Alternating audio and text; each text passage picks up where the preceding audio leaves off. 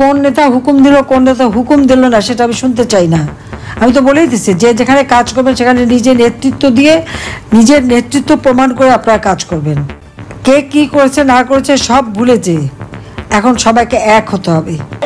বাংলাদেশের জনগণ আগামী ইলেকশনে তাদেরকে প্রত্যাখ্যান করবে। আজকে যারা প্রশ্ন করতেছেন যে আপনারা কারা, আমরা হচ্ছি তারা যাদের কারণে আপনারা এই গণ অভ্যুত্থানের পরে রাজনীতি করার সুযোগ পাচ্ছেন, মাঠে নামার সুযোগ পাচ্ছেন এবং বীর দর্পে চাঁদাবাজি করতেছেন। লজ্জা থাকা উচিত আপনাদের। ভাবিয়ে বুঝছে না বয়স হয়ে গেছে মানুষটার, আর করছে শিক্ষকতা যারা করে স্কুলের ভিতরে আমি অনেকেরই দেখছি যে রিটায়ার্ডের পর তাদের অনেকেরই জ্ঞান বুদ্ধি মোটামুটি অনেক সময় লোপ পাওয়া যায় অথবা কইমা যায়, কারণ এতটা বছর বাচ্চাদের সাথে চিল্লা যাদের করে ছোট বাচ্চা আছে নিশ্চয়ই বুঝতে পারছেন। তো হইতে পারে যে কাকা বোঝে নাই, আসিফের বক্তব্যটা হয়তোবা সঠিক, সরল চেহারা দেখলে কিন্তু লাগে একদম সরল, কেমন একটা সরল পবিত্র ভাব আছে, তবে মাঝে মাঝে এমন কথা বলে। আমাদের এখন যে রিজার্ভ আছে তাতে 3 মাস কেন 6 মাস 9 মাসের খাবারও আমরা কিনে আনতে পারবো। 1 থেকে 6 সালে বিএনপি যখন ক্ষমতায়, তো রিজার্ভ কত ছিল? আওয়ামী লীগ রিজার্ভ নিয়ে 2 নম্বরই করত। হাসিনার আমলেই বাংলাদেশ ব্যাংকের রিজার্ভ থেকে $101 মিলিয়ন চুরি হয়। সেই চুরির সাথে হাসিনা পুত্র জয় সম্পৃক্ত ছিল বলে অন্তর্বর্তী সরকার। আসসালামু আলাইকুম দর্শক, দূর দূরান্ত দেশ ও দেশের বাইরে যে যেখান থেকে এই মুহূর্তে আমাদের এই ভিডিওটি দেখার জন্য ক্লিক করেছেন তাদেরকে শুধুমাত্র একটি অনুরোধ করছি, ভিডিওটি শুরু থেকে শেষ পর্যন্ত দেখবেন। দর্শক, আবারও বাংলাদেশে রাজনৈতিক প্রাঙ্গণে নতুন একটি অধ্যায় সূচনা হতে যাচ্ছে। কামার কুমার তাঁতি জেলে থেকে শুরু করে সকল মানুষকে একত্রিত হয়ে ভেদাভেদ ভুলে গিয়ে সবাই একসাথে এসে বাংলাদেশকে গড়ার নতুন একটি প্রস্তাব রাখলেন বাংলাদেশের সাবেক প্রধানমন্ত্রী শেখ হাসিনা। এমনই একটি বাংলাদেশ চাই যে বাংলাদেশে কোনো ভেদাভেদ থাকবে না, ধনী গরিবের কোনো রাজনৈতিক প্রাঙ্গণে থাকবে না কোনো মারামারি কাটাকাটি হানাহানি। তো দর্শক, এখন দেখার বিষয় এই অন্তর্বর্তীকালীন সরকার ডক্টর মোহাম্মদ ইউনূস সাবেক প্রধানমন্ত্রী শেখ হাসিনার এই প্রস্তাব মেনে নেবেন নাকি নেবেন না। তো দর্শক, চলুন এবারে আমরা সম্পূর্ণ বিস্তারিত দেখার জন্য টিভি স্ক্রিনের পর্দায় চলে যাই। তবে তার আগে আপনি যদি এখনো পর্যন্ত আমাদের এই চ্যানেলটি সাবস্ক্রাইব না করে থাকেন তাহলে প্লিজ দয়া করে ভালোবেসে আমাদের এই চ্যানেলটি সাবস্ক্রাইব করে সর্বদা আমাদের পাশেই থাকবেন। তা আমাদের এখন যে রিজার্ভ আছে তাতে 3 মাস কেন 6 মাস 9 মাসের খাবারও আমরা কিনে আনতে পারবো। বৈদেশিক মুদ্রার রিজার্ভে হাসিনার আঁচড় কেটে যাচ্ছে, রিজার্ভে ফিরছে সুদিন। হাসিনা রিজার্ভ নিয়ে জালিয়াতিপূর্ণ হিসাব দেওয়ায় বোঝাও যাচ্ছিল না আসলে রিজার্ভ কত ছিল। তবে হাসিনা পালিয়ে যাওয়ার আগে সংশ্লিষ্ট কর্মকর্তারা বলেন রিজার্ভ $10 বিলিয়ন আছে বলে মনে হয় না। 2001 থেকে 6 সালে বিএনপি যখন ক্ষমতায়, তো রিজার্ভ কত ছিল? আওয়ামী লীগ রিজার্ভ নিয়ে 2 নম্বরই করত।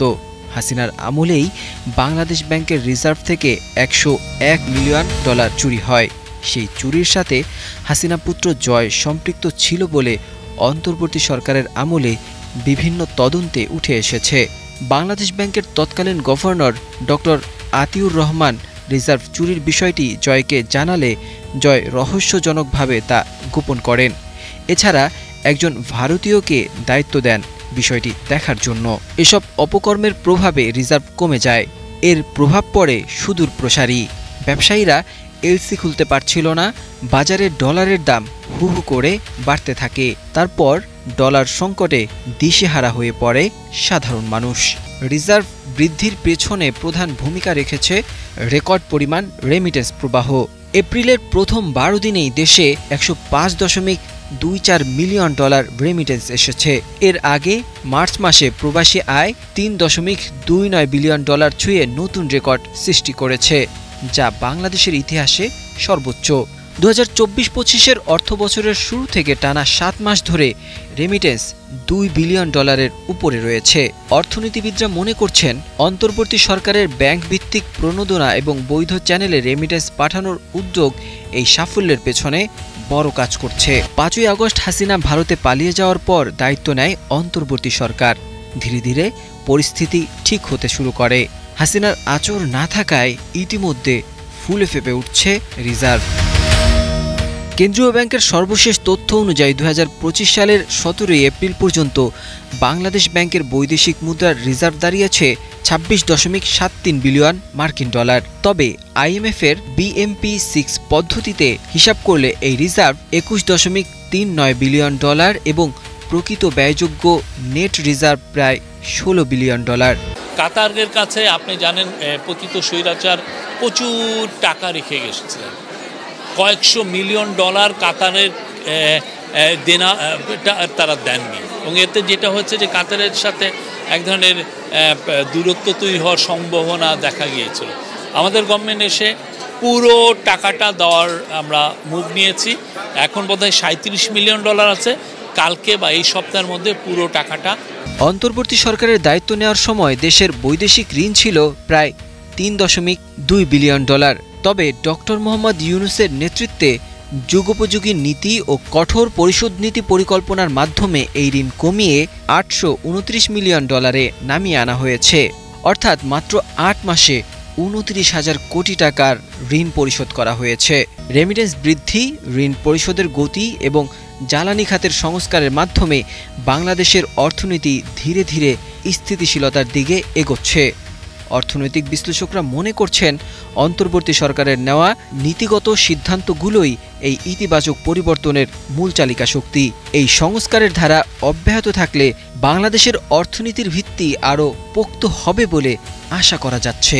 সরকার জ্বালানি খাতে 6,500 কোটি টাকা ভর্তুকি দিয়েছে, যার ফলে LNGর ইউনিট মূল্য 70 টাকা থেকে 30 টাকায় বিক্রি করা সম্ভব হচ্ছে।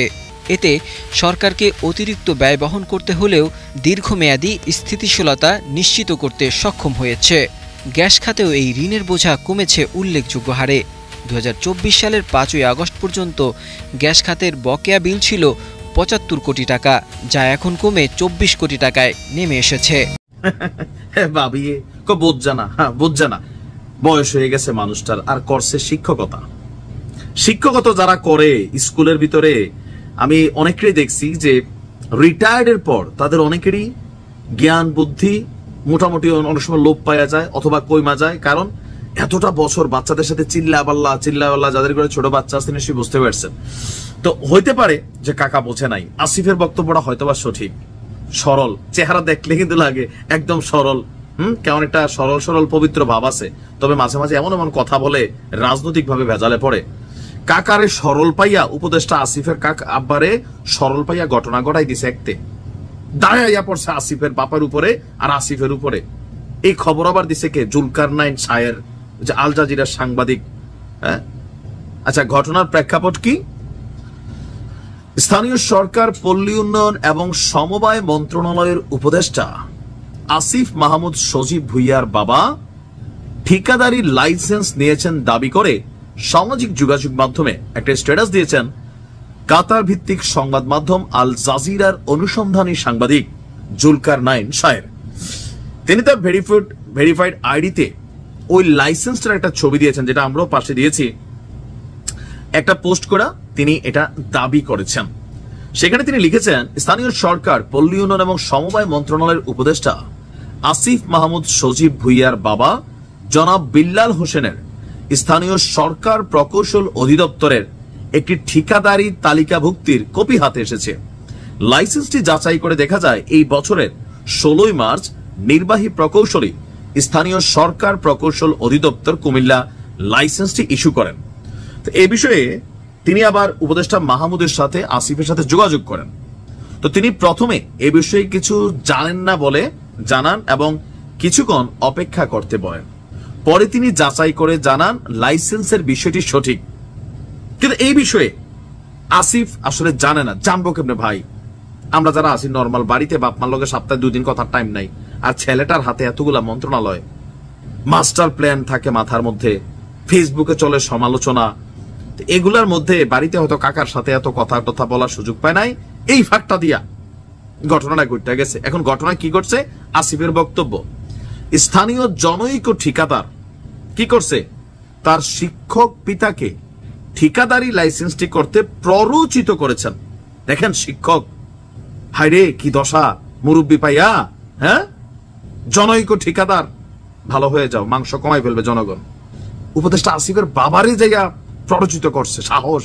যারা গণহত্যার বিচারের বিরোধিতা করবে, বাংলাদেশের জনগণ আগামী ইলেকশনে তাদেরকে প্রত্যাখ্যান করবে। আজকে আপনারা নিশ্চয়ই খেয়াল করেছেন, অদ্ভুত এক সংস্কার প্রস্তাব আনা হয়েছে। বলা হয়েছে যদি নির্বাচনে কারচুপি করা হয় তাহলে যারা নির্বাচনে কারচুপির সাথে জড়িত তাদেরকে নাকি শাস্তি দেওয়া যাবে না। এই মতলবটা বোঝার চেষ্টা করেন। সামনের নির্বাচনে যারা কারচুপি করতে চায় তাদের মাথা থেকে এই কুবুদ্ধি বাইর হয়েছে। এত সুন্দর সুন্দর সংস্কার প্রস্তাব আমরা করলাম, বাংলাদেশের জনগণ করলো, এগুলা সবগুলো তারা বাদ দিয়ে এখন এমন এক প্রস্তাব আনছে, আসলে তাদের মনের মধ্যে এখনই নির্বাচন কারচুপি করার খায়েশ। বিভিন্ন জায়গায় স্থানীয় পর্যায়ে তারা অলরেডি বলা শুরু করছে আমরা ভোট কেন্দ্র দখল করব।